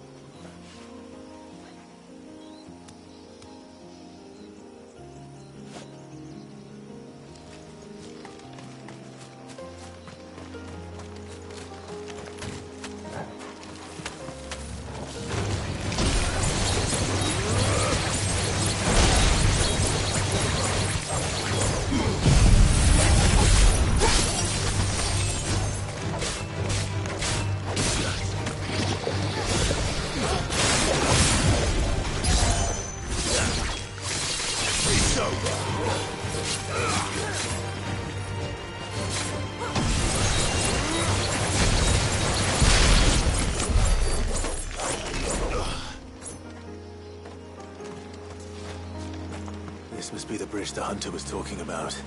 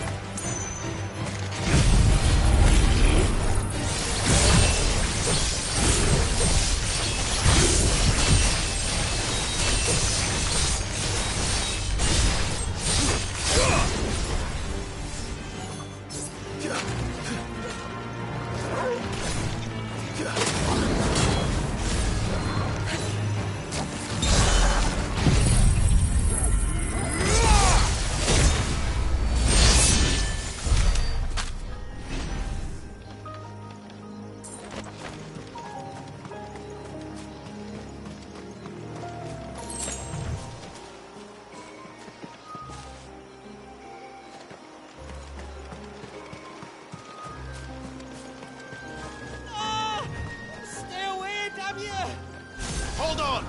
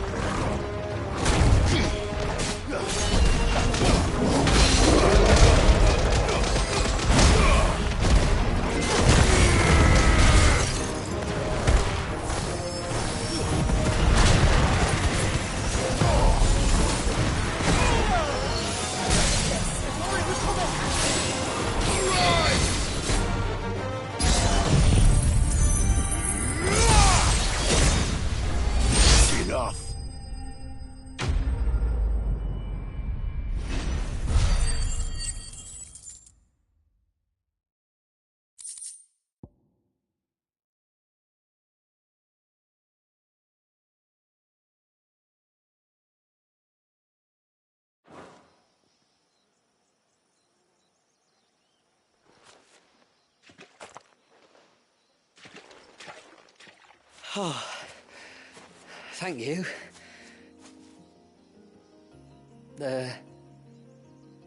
I'm the tributary's guest. And you must be Nasef. I am? But how do you know that? Your friend Katav asked me to look for you when you didn't return. Ah, I'm sorry. I was so focused on attuning the cairn I didn't see those creatures coming till it was too late.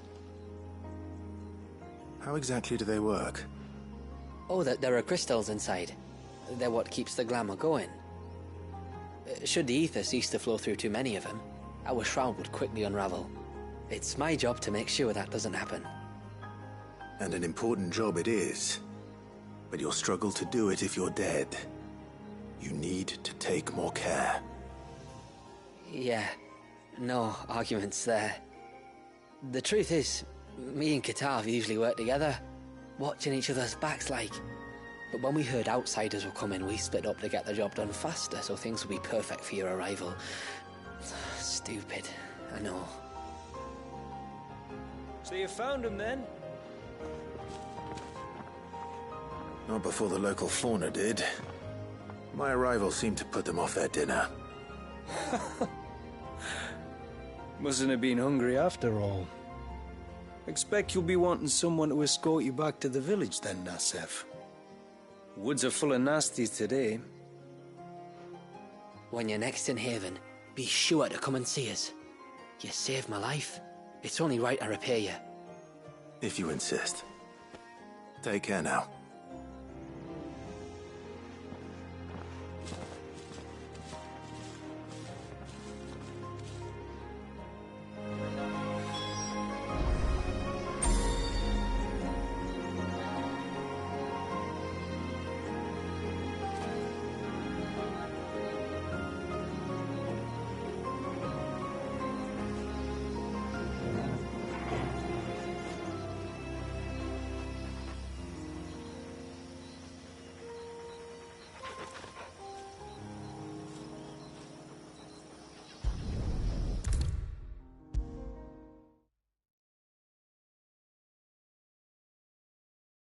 I thought I'd lost you. But you saw to it that I was found.